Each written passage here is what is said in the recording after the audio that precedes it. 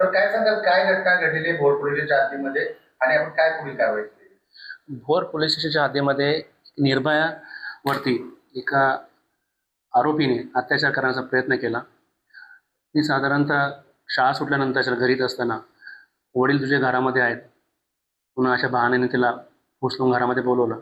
त्याच्यानंतर तिचे कपडे काढून अत्याचार करण्याचा प्रयत्न केला. परंतु मुलीने सांगितलं की तर तहान लागली.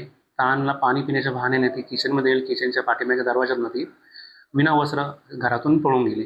त्याच्यानंतर तिला आजूबाजूचे जे लोक होते, स्थानिक लोकांनी तिला वस्त्र दिली. त्याच्यानंतर तिला वस्त्र दिल्यानंतर तिला घरच्यांच्या ताब्यात देण्यात आल्या. घरचे पोलीस स्टेशनला आले.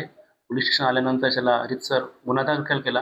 गुन्हा दाखल होताच शोध पथक आरोपींचा शोध घेण्यासाठी पाठवले. त्याच्यानंतर त्याला आरोपींना 24 तासाच्या दरम्यान साधारणतः सातारा येथून अटक केली. सातारा ताब्यात घेण्यात आलेलं आहे. पुढील तपास पोलीस करत आहे. याच्यामध्ये PSI आरोपीचं वय साधारणतः 34 वर्ष आहे. काय उद्योग करतो तो शिरोळी येथे कामाला आहे, कंपनीत कामाला आहे, मेडिसिन कंपनीत कामाला आहे. तर पुढील काळात अशा घटना घडू नये यासाठी काय पाऊल उचलतो?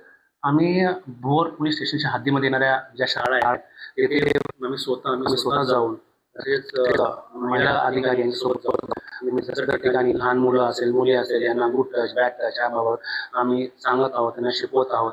त्यांना इव्हन सेल्फ डिफेन्ससाठी काय करायचं काय नाही याचा सर्व आम्ही त्यांना नॉलेज देत आहोत आणि अवेअरनेस करत आहोत, जेणेकरून अशा प्रसंगातून सुटतील आणि पुढचा जो काही अनर्थ होणार आहे तो टाळला जाईल.